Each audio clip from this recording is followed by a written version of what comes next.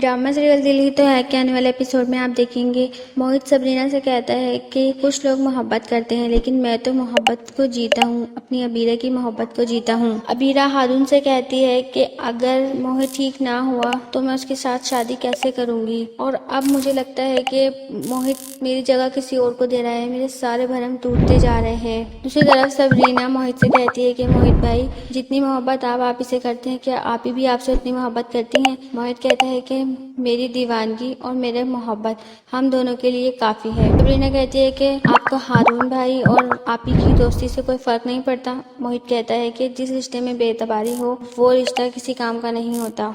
दूसरी तरफ अबीरा अपनी मम्मी से कहती है, मम्मी अगर मोहित ठीक हो जाएगा तो मैं उससे शादी करूंगी, नहीं तो मैं एक अपाहिज इंसान के साथ अपनी सारी ज़िंदगी वेस्ट नहीं कर सकती। तो दोस्तों आप सबको क्या लगता है, क्या मोहित अब ये सारी बातें सुन लेगा, क्या मोहित की माँ ये सब सुन लेगी? कमेंट्स करके हमें ज़रूर बताएं।